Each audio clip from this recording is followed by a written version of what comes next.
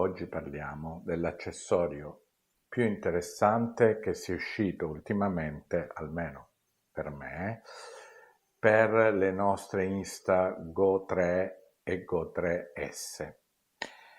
Vedete che qua c'ho la 3S e la 3, appena comprate da poco, ma la cosa secondo me più interessante di tutte queste è questo apparatino. Praticamente questo è un card reader, vedete che, non so se si riesce a vedere, qua ho messo una scheda da 512 giga, dopodiché ha la possibilità di essere attaccato o USB-C oppure Lightning. Io non ho iPhone vecchi, quindi mi interessa l'USB-C. Poi c'ha un bottoncino, questo bottoncino serve quando lo andate a inserire dentro un computer, dentro il power bank, poi vediamo perché, serve a bloccarlo, perché se no, se non lo spingete, tende a tornare indietro, quindi se lo tenete premuto e poi lo infilate, benissimo. Che cosa si può fare con questo piccolo apparato? Facciamo che io accendo la mia Go 3 e inizio a registrare. Faccio una registrazione, poi ne faccio un'altra, eccola qua, no, eccolo qua, eccola qua. E sono due registrazioni, ce n'ho due qua e poi ne faccio altre due di qua. Partita. Ricordatevi che nella 3S, se la tenete così, farà per forza un video verticale, mentre dovete tenerla così per fare un video orizzontale. Ok. A questo punto io voglio copiare i file di queste pillole, diciamo, le telecamere della Insta360 Go e farne una copia. Ho due maniere. La più probabilmente semplice è questa. La collego di sopra magneticamente, la attacco spenta sempre ricordate di spingere il bottoncino al mio pod, dopodiché accendo il pod, aspettiamo qualche secondo, eccola qua. Vedete che dice che è pronta, non so se si riesce a vedere, dice che è pronta al trasferimento. Bene, basta spingere il bottoncino e lui che fa? Inizia già a copiare i contenuti che erano sulla pillola della Insta360 Go 3S sulla scheda. E non solo, una volta che ha finito, dice, vedete, 0 in attesa. Quindi abbiamo detto, ha copiato dalla pillola dell'Insta360 Go 3S alla scheda che è dentro il card reader. Benissimo. Quindi spengo qua e che cosa è successo? Abbiamo detto che li ha copiati dentro la schedina, ma non solo li ha copiati dentro la schedina, li ha anche tolti dalla pillola, quindi non li troverete più qua. Questa si può staccare e lo possiamo collegare direttamente al nostro telefono o computer o quello che sia. L'ho provato sia con Windows che con Mac, funziona in tutti e due i casi. L'ho provato su un Android, funziona. L'unica cosa, avevo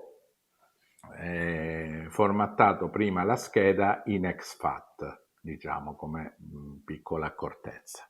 Ma c'è un altro caso molto interessante. Io che ho due pillole, volessi usare tutte e due, visto che questa è quella che normalmente uso dentro il pod. Oppure volessi portarmi solo la pillola senza dovermi portare il pod, perché so già che, infatti mi sono comprato anche un altro di questi, come si chiamano, pivot stand, in maniera che poi lo posso utilizzare per, diciamo, collegarlo a un piccolo treppiedi, cose di questo genere. Bene, ora mettiamo che io faccia delle nuove riprese, ah no, le avevo già fatte ed queste erano ancora qua. Mettiamo che io lo voglio passare senza utilizzare il pod. Quel pod in realtà lui non l'ha utilizzato, ha utilizzato l'energia che c'era nel pod e ha utilizzato il pod solo per farmi il bottone che mi diceva che stava trasferendo e per farmi vedere quanto spazio c'era da trasferire e quanto ne rimaneva sulla scheda. Ma io potrei semplicemente utilizzare un power bank, magari un po' più piccolo di questo caciarro enorme. Io prendo l'attacco, lo metto qua, vi ricordate, spingo il bottoncino, vedete che si inizia a illuminare? Bene, perché? Perché in questo momento sta caricando la camera. Quindi, prima di tutto, questo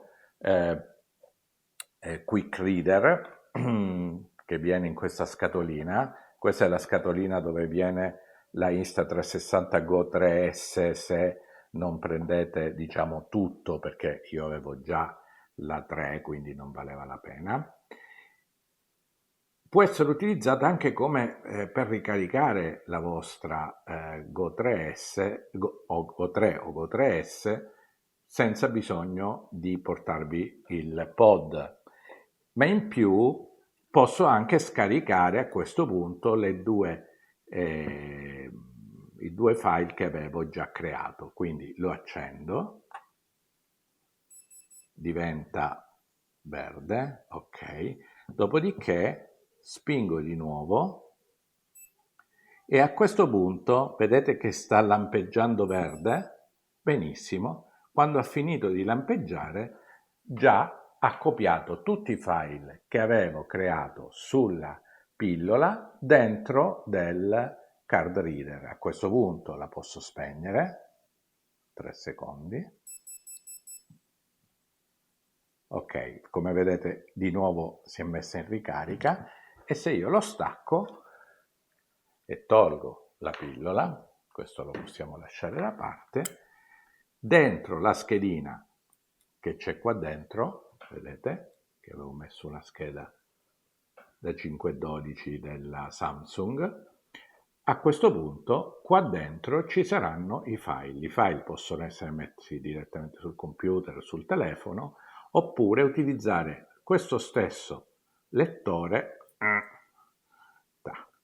per essere un card reader. Oltretutto, quando utilizzate questo lettore, lui lo vedrà, se lo utilizzate nel telefono, come se fosse la macchina, diciamo la Go 3 o la Go 3S collegata direttamente, quindi l'applicazione di Insta360 potrà utilizzarlo come se fosse la macchina collegata diciamo, la camera collegata direttamente al telefono. Bene, spero sia stato utile e vorrei finire con perché questo piccolo aggeggino è veramente così utile, soprattutto per chi come me viaggia molto. È utilissimo perché vi racconto un po' il mio percorso normalmente quando io viaggio. Allora, che cosa succede?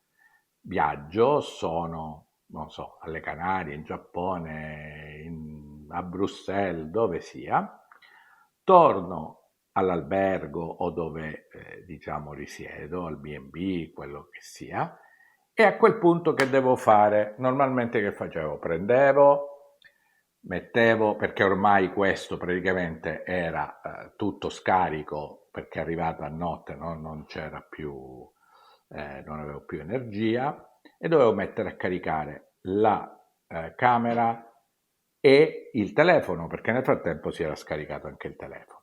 Aspettare almeno mezz'ora che si caricassero quel minimo che serviva per poi passare i file dalla camera al telefono e là aspettare.